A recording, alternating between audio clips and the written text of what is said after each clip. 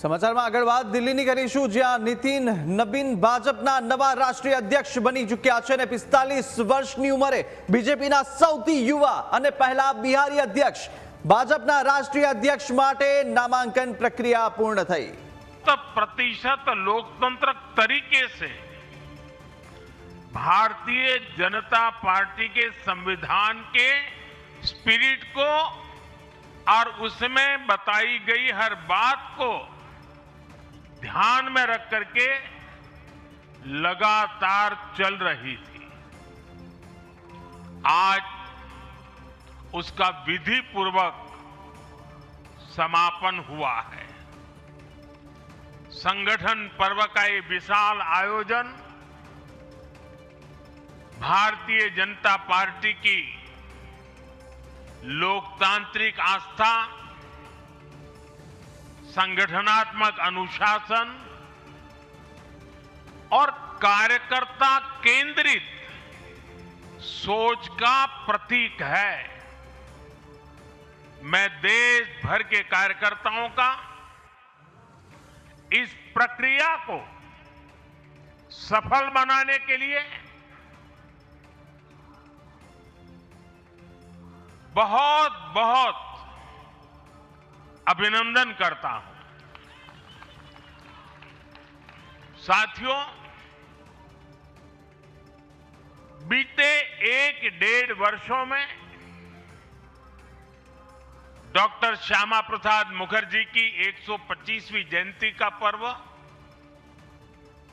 अटल जी की 100वीं जन्म जयंती, राष्ट्रीय स्वयंसेवक संघ के 100 वर्ष, ऐसे महापर्व हम मनाते रहे हैं।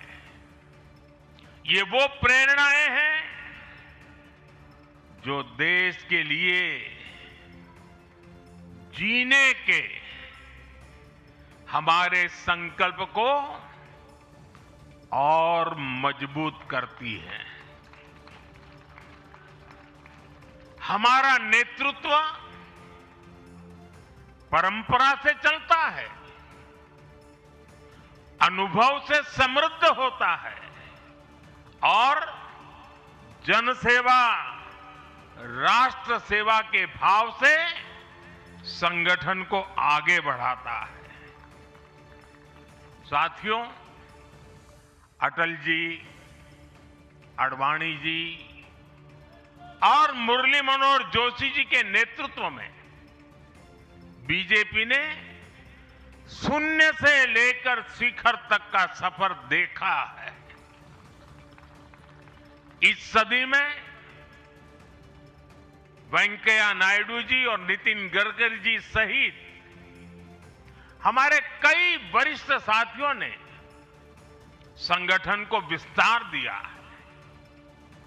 राजनाथ जी के नेतृत्व में पहली बार बीजेपी ने अपने दम पर पूर्ण बहुमत हासिल किया। फिर अमित भाई के नेतृत्व में देश के अनेक राज्यों में भाजपा की सरकारें बनी। लगातार दूसरी बार केंद्र में बीजेपी की सरकार बनी। फिर जेपी नड्डा जी के नेतृत्व में भाजपा पंचायत से लेकर पार्लियामेंट तक और सशक्त हुई। केंद्र में लगातार तीसरी बार भाजपा एनडीए की सरकार बनी। मैं पूर्व के सभी अध्यक्षों का उनके अमूल्य योगदान के लिए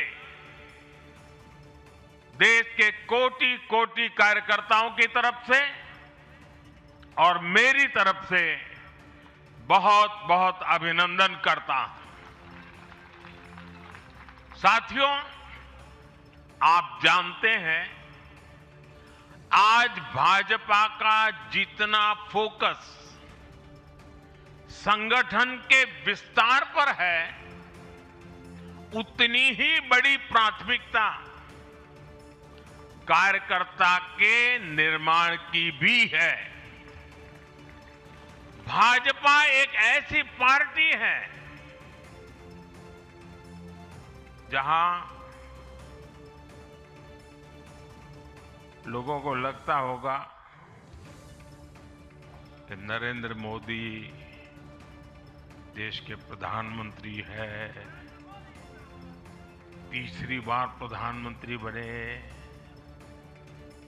50 साल की छोटी आयु में मुख्यमंत्री बन गए, 25 साल से लगातार हेड ऑफ द गवर्नमेंट रहे हैं। ये सब अपनी जगह पे हैं, लेकिन इन सबसे भी बड़ी चीज मेरे जीवन में है, मैं भारतीय जनता पार्टी का कार्यकर्ता हूं। ये सबसे बड़ा गर्व है। और जब बात पार्टी के विषय को आती है, तब माननीय नितिन नवीन जी, मैं एक कार्यकर्ता हूं, वे मेरे बॉस हैं।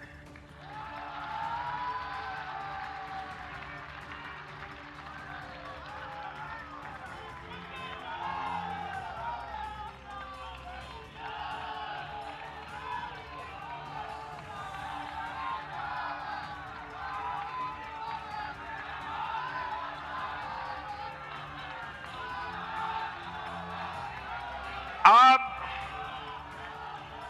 माननीय नितिन नवीन जी हम सभी के अध्यक्ष हैं।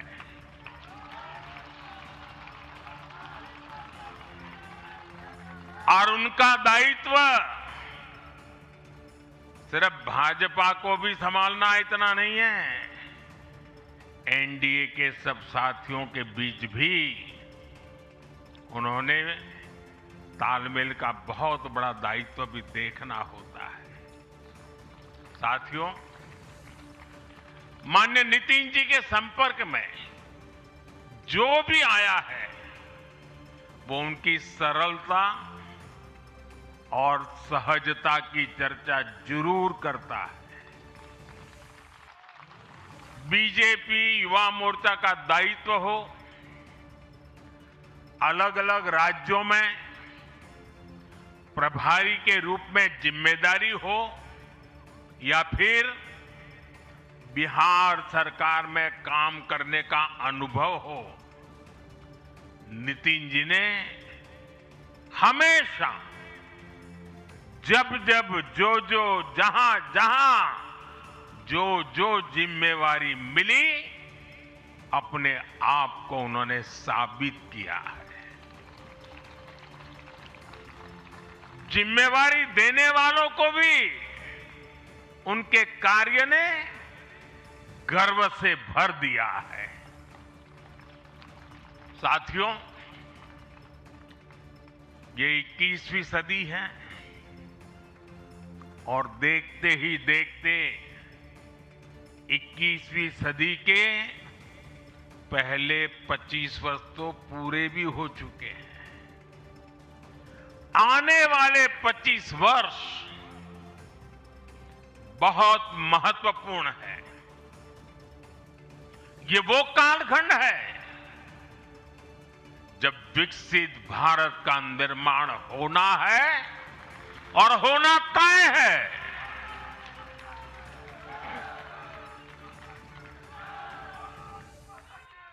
इस महत्वपूर्ण कालखंड की शुरुआत में हमारे माननीय नितिन नवीन जी बीजेपी की विरासत को आगे बढ़ाएंगे।